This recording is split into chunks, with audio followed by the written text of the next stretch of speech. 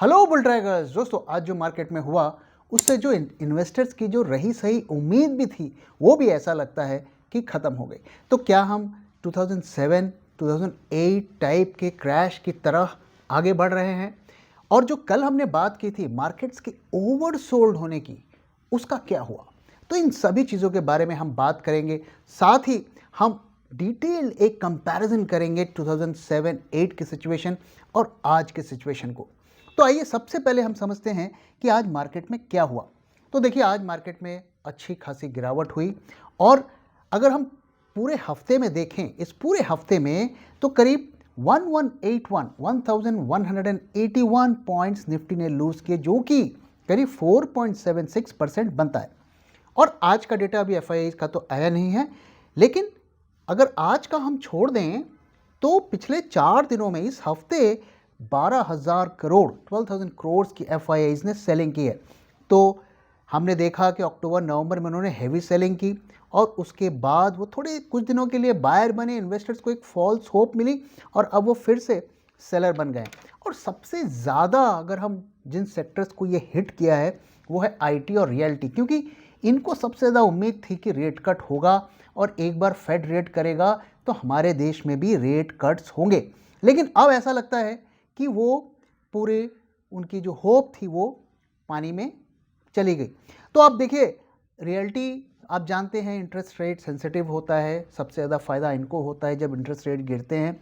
और आईटी का भी ये था कि यूएस में रेट कट्स होंगे तो इस हिसाब से इनको ज़्यादा बिजनेस मिलेगा। लेकिन अब वो उम्मीद जो है पूरी तरीके से ख़त्म होती हुई नज़र आ रही है फेड की जो कमेंट्री है उसको सुनने के बाद। तो देखिए, हमें अब जो है हायर इंटरेस्ट रेट्स रेजीम को एक्सेप्ट कर लेना चाहिए। मुझे नहीं लगता कि अगले 3-4 सालों तक इंटरेस्ट रेट ना इंडिया में और यूएस में कम होने वाले हैं। हाँ ठीक है, कोई पॉलिटिकल प्रेशर में आकर कुछ करके कम कर दे, that's a different story. But देखिए, मैं ऐसा क्यों कह रहा हूँ कि इंटरेस्ट रेट्स अब कम नहीं होंगे अगले कुछ सालों तक? उसका कारण है कि जो ग्लोबल कर्जा है ऑल टाइम हाई लेवल पर पहुंच गया है, 323 ट्रिलियन यूएस डॉलर्स। ये पूरा विश्व का कर्जा है, बढ़ता जा रहा है, जिसमें इंडिया भी शामिल है।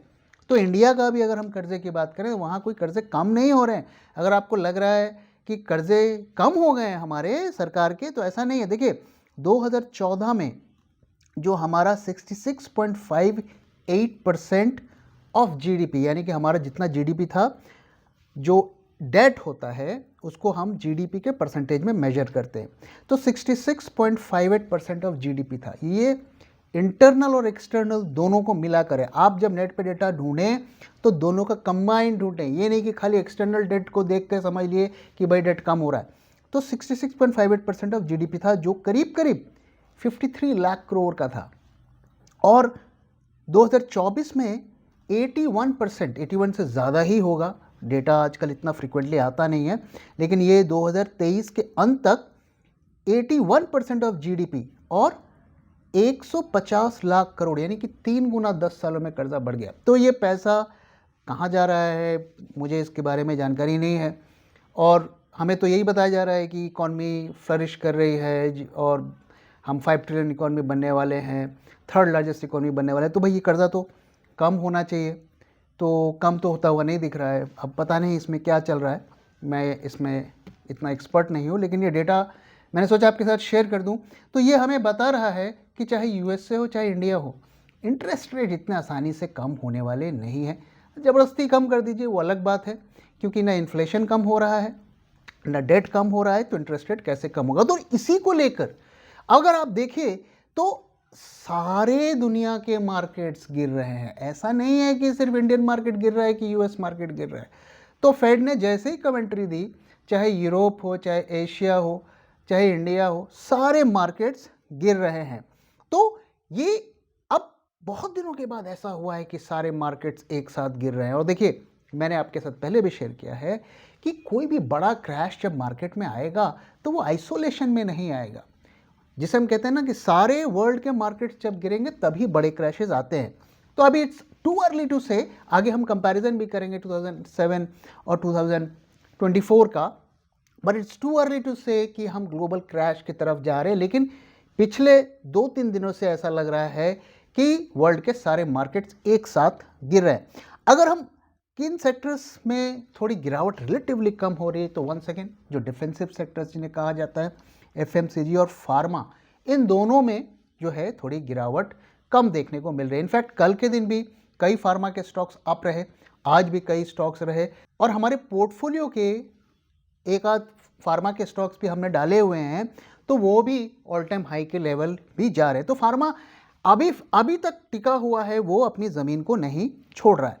तो आइए अब 2008 और 2007 का कंपैरिजन जो 2024 से हम करने वाले हैं, उससे पहले आइए हम थोड़ा बात करते हैं। कल हमने आपके साथ शेयर किया था कि मार्केट्स ओवरसोल्ड होने का इंडिकेटर दे रहे हैं, तो हमने आपसे कहा था कि एक बाउंस आने की उम्मीद है अगले 2 से 3 दिनों में, लेकिन वो बाउंस सस्टेन नहीं करेगा, सेलिंग अभी कंटिन्यू होगी। तो उसका क्या हुआ, आइए क्विकली उसको हम देखते हैं और फिर हम 2007 से 2024 की एक कंपैरिजन करेंगे। तो देखिए, ये इंडिकेटर मैं आपको कल दिखा रहा था, हमारा इंडिकेटर है इंट्राडे का, और इसमें हमें निफ्टी का हम आपको डेटा दिखा रहे हैं। तो इसमें आप देखिए, जो ब्लैक लाइन है वो निफ्टी स्पॉट का प्राइस है, और जो वर्टिकल लाइंस है वो बेसिकली आप देखिए कि मार्केट में कितनी बाइंग या सेलिंग आ रही है उसको मेजर करता है। और जो 2 हॉरिजॉन्टल लाइंस हैं वो हमारा थ्रेशोल्ड है, यानी कि अगर उससे ऊपर के बार बनेंगे तो हम ये मानेंगे कि बाइंग प्रेशर आया है, और उससे नीचे अगर बनेंगे तो हम ये मानेंगे कि सेलिंग प्रेशर आया है। तो कल के दिन मैंने आपको दिखाया कि सारा दिन वो कोशिश करता रहा कि एक रिकवरी दे, एक जंप दें, लेकिन वो सस्टेन नहीं हुआ, वो हमारे थ्रेशोल्ड को पार नहीं कर पाया।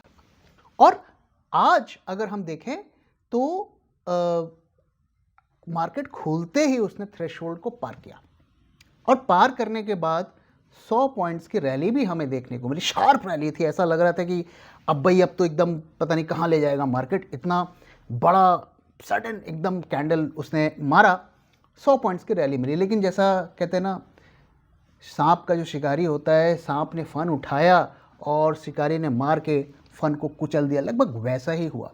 वो रैली सस्टेन नहीं कर पाई, और उसके बाद जो है तुरंत हमें एक डाउनवर्ड फॉल देखने को मिला। उसके बाद फिर उसने थोड़ी कोशिश की कंसोलिडेट होने की, लेकिन फिर आप देखिए दोबारा से 1 बजे के आसपास हमारा जो थ्रेशोल्ड लेवल है सेलिंग का वो पार कर गया, और वापस से इसमें सेलिंग होने लगी। अच्छी खासी हमें later part of the day में सेलिंग देखने को मिली है, और इसीलिए यहाँ पे जब आज भी रिकवरी नहीं हुई तो काफ़ी इन्वेस्टर्स ने अपना होप लूज़ कर लिया। तो जैसा कि मैंने आपको कल बताया था, देखिए बैंक निफ्टी में तो वीकनेस लगातार बनी हुई है, और हमने आपसे कहा था कि तीनों के तीनों धुरंधर आईसीआईसीआई, एचडीएफसी और एक्सिस तीनों बेरिश टेरिटरी में चल रहे हैं। आज भी वो सारे प्रेशर में रहे। एक्सिस बैंक में तो अच्छी खासी हमें गिरावट भी देखने को मिली। निफ्टी में अभी भी मुझे होप है, हालांकि जैसा कि मैं लगातार कह रहा हूँ कि बाउंस भी आएगा तो वो शॉर्ट लिव्ड होगा, कोई परमानेंट बाउंस होने वाला नहीं है अभी तक के डेटा के हिसाब से, लेकिन एक बाउंस अभी भी आ सकता है, क्योंकि कन्विंसिंगली अभी इसमें हमें फॉल नहीं। अगर आप हमारे इंडिकेटर भी देखिए तो उसमें later part of the day में वो बेरिश से थोड़ा ऊपर की तरफ गया है। तो मैं अभी भी होपफुल हूँ कि एक आध बाउंस आएगा, लेकिन वो बाउंस सस्टेनेबल नहीं होगा। ओके, तो इसका कंक्लूजन क्या है? कंक्लूजन ये है कि भाई बैंक निफ्टी में अगर आपने शॉर्ट्स बनाए हुए हैं उसे कैरी करिए, निफ्टी में आपके शॉर्ट्स हैं तो उसमें पार्शियल प्रॉफिट बुक करिए। फ्रेश शॉर्ट्स इस वक्त दोनों में खोलना जो है थोड़ा रिस्की है, अनटिल एंड अनलेस आप उसे जनवरी के कॉन्ट्रैक्ट्स तक होल्ड करने को तैयार हैं और आप हेज्ड हैं, क्योंकि अगर बड़ा वोलेटिलिटी आती है तो वो आपके स्टॉप लॉस को खा जाएगा। इसलिए अगर आप या तो आप प्रॉफिट में हैं तो बुक करिए, या फिर उन्हें हेजेस के साथ कंटिन्यू करिए अपने शॉर्ट्स को। अब आइए दोस्तों बात करते हैं कि क्या अब जो मार्केट की सिचुएशन बन गई है, क्या वो 2007-2008 के क्रैश की तरह पैटर्न्स बना रहे हैं? आइए एक कंपैरिजन करते हैं। तो मैं आपको कुछ डेटा के बेसिस पे कंपैरिजन करके दिखाऊंगा और चार्ट्स के बेसिस पर भी कंपैरिजन करके दिखाऊंगा। तो आइए सबसे पहले मैं आपको चार्ट्स का कंपैरिजन दिखाता हूं। तो आप देखिए स्क्रीन पर आपको चार्ट दिख रहा है, एक तरफ 2007 का चार्ट है, एक तरफ 2024 का चार्ट है। अब देखिए किस तरीके से दोनों चार्ट्स में ऑल टाइम हाई बनते हैं, उसके बाद एक कंटिन्यूस बड़ा फॉल मिलता है और उसके बाद एक रिकवरी दिखती है, और फिर वो जो मैंने सर्कल करके देखा है वो आज का मूव था, किस तरीके से एक बड़े कैंडल के साथ वापस से सेलिंग रिज्यूम होती है। तो ये जो चार्ट पैटर्न में सिमिलैरिटी है वो बिल्कुल ही मतलब माइंड ब्लोइंग है, आप क्लियरली देख सकते हैं। तो अगर हम सिर्फ पैटर्न्स की बात करें तो वो लगभग डिटो वैसा ही बन रहा है, और जिस तरीके की जो वहाँ पर सिचुएशन थी 2007-8 में, लगभग उसी टाइप की सिचुएशन भी इस वक्त है अगर हम फंडामेंटल्स की बात करें। तो आइए कुछ एस्पेक्ट्स को हम कंपेयर करने की कोशिश करते हैं 2007-8 से आज के दौर को। तो मैं अगर पहले इन्फ्लेशन की बात करता हूँ तो 2007-8 की बात कर रहा हूँ, यूएस कंज्यूमर प्राइस इंडेक्स 4.1% था, और ये लार्जेस्ट जंप था 1990 के बाद, मतलब 17 सालों का हाईएस्ट लेवल पे था। अभी भी यूएस में जब पिछले साल इन्फ्लेशन बढ़ा था हम ऐसी ही बातें करते थे, 15 साल में सबसे बड़ा इन्फ्लेशन, 20 साल में सबसे बड़ा इन्फ्लेशन, लगभग वैसी ही सिचुएशन थी। और ये सिर्फ यूएसए की बात नहीं थी, इमर्जिंग मार्केट्स का भी इन्फ्लेशन हाईएस्ट लेवल पर था उस दौर में 9.2%। और अगर हम देखें तो ये सिचुएशन सिर्फ एक आइसोलेशन में नहीं थी कि एक कंट्री का इन्फ्लेशन बढ़ा हुआ है, यूएस का इन्फ्लेशन बढ़ा हुआ है, पूरे दुनिया का इन्फ्लेशन बढ़ा हुआ था। क्योंकि हम एक ग्लोबल विलेज में रहते हैं, सारी इकोनॉमीज इंटरलिंक्ड होती हैं, ऐसा नहीं हो सकता कि फेड रेट बढ़ाएगा हमें नहीं बढ़ा, हम नहीं बढ़ाएंगे, और अगर हमने नहीं बढ़ाया तो हमारी करेंसी पर उसका इम्पैक्ट पड़ेगा। तो इस वजह से सारी इकोनॉमीज इन सिंक रहती हैं। अब तो ये तो हो गया इन्फ्लेशन का। अगर हम इंटरेस्ट रेट की बात करें वहाँ पर क्या सीन था, तो उस वक्त की सिचुएशन और आज की सिचुएशन में क्या डिफरेंस है और सिमिलैरिटीज़ है। तो अगर मैं यूएसए की बात करूँ तो उस वक्त 7.76% था Q1 2008 में, जिसे इतना बढ़ने के बाद उन्होंने घटाना शुरू ही किया था, जो अगस्त 2007 से उन्होंने घटाना शुरू किया था। आज भी हमें वही सिचुएशन दिख रही है, ऑल टाइम हाई लेवल पर इंटरेस्ट रेट, और फिर उसे उन्होंने घटाना शुरू किया था। इंडिया में भी वही सिचुएशन थी, जो प्राइम लेंडिंग रेट से 12.75% था, और उसके बाद अगस्त 2007 से उसे उन्होंने घटाना शुरू किया था। हमारे यहाँ भी उसकी शुरुआत हो गई है। तो आपने देखा कि इंटरेस्ट रेट की सिचुएशन तब और अब की सेम थी, आपने देखा इन्फ्लेशन की सिचुएशन तब और अब की सेम है। इसके अलावा अगर हम दूसरी चीज़ों को कंपेयर करें, उस टाइम पे जो रिटेल पार्टिसिपेशन था जिस तरीके का था और आज जिस तरीके का है वो भी लगभग सेम है। आप में से मुझे नहीं पता कितने लोग उस ज़माने में थे, जो थे आप बताएं कि क्या तब का और आज का सिचुएशन सिमिलर नहीं है। हाँ, मीडियम का फ़र्क है। उस वक्त सोशल मीडिया इतना नहीं होता था, आज सोशल मीडिया ज़्यादा है। उस वक्त ईमेल्स होती थी, आज व्हाट्सएप, लेकिन सेंटिमेंट्स वही हैं। तो मैंने उस दौर की कई कहानी आपको सुनाई है कि किस तरीके से रिटेल का इन्वॉल्वमेंट ज़्यादा से ज़्यादा बढ़ा हुआ था। मैं आपको क्विकली उस टाइम की एक और कहानी सुनाता हूँ और आज की एक और कहानी सुनाता हूँ क्विकली। तो अगर हम 2007 की बात करें, उस टाइम पे मुझे याद है कि मेरे एक दोस्त ने मुझसे कहा कि मैं बैंक में एफडी कराने गया और वहाँ मुझे एक एल्डरली लेडी मिली, और उन्होंने मेरे दोस्त से बोला कि बेटा तुम तो पढ़े लिखे लगते हो, तुमको शर्म नहीं आ रही है, तुम एफडी में पैसा लगा रहे हो, स्टॉक में पैसा लगाओ। देखो मैं स्टॉक में पैसा लगाया, मैंने लगाया और मेरा इतना रिटर्न बन गया। तो वो दोस्त मेरे पास आया, आके बोला कि भाई उसने तो मेरी बहुत बेइज्जती कर दी और मुझे ऐसा ऐसा बोला। तो मैंने कहा यार तुझे ये खबर मुझे मार्केट आवर्स में देनी चाहिए थी, मुझे अपना पोर्टफोलियो इमीडिएटली मैं 50% सेल कर देता। तो ये उस टाइम की सिचुएशन थी। और आज की आपको एक सिचुएशन बताता हूँ, पिछले हफ्ते की बताता हूँ। मैं शाम को वॉक करने जा रहा था और सडनली मेरे साइड में दो बेचारे मज़दूर टाइप लोग थे, साइकिल से जा रहे थे। मज़दूर मैं इसलिए कह रहा हूँ कि आप जानते हैं उनका एक कपड़े पहनने का तरीका होता है। तो जैसे मैंने उनको क्रॉस किया, मुझे सडनली एक बंदे की आवाज़ आई, शेयर मार्केट, और मेरे कान तुरंत खड़े हो गए। और दूसरे बंदे ने भी उसको रिपीट किया शेयर मार्केट, और ये सुनते ही एक बार फिर मैं पैनिक में आ गया कि यार ये क्या हो रहा है, ये कुछ ज़्यादा हो रहा है। और इट्स अ कोइंसिडेंस प्रोबेबली कि उसके बाद से ही मार्केट में इतनी ज़्यादा गिरावट शुरू हो गई। तो सिचुएशन को अगर मैं कंपेयर करूं, मैंने ये on A lighter note 2 examples आपके साथ शेयर किए, तो ये एक बताता है कि हेवी रिटेल पार्टिसिपेशन उस टाइम पर भी था और आज भी था। तो सिचुएशन काफ़ी ज़्यादा जो है सिमिलर है अगर हम दोनों सिचुएशंस को कंपेयर करें। और एक और लास्ट कंपैरिजन मैं देखिए आपके साथ करना चाहता हूँ। It could be A coincidence but it's again a big similarity कि जब मार्केट 2007 में हाई बनाया था तो आपको पता है वो महीना कौन सा था? दिसंबर का।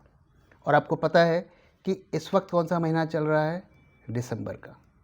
It could be A coincidence but it could be a big similarity also.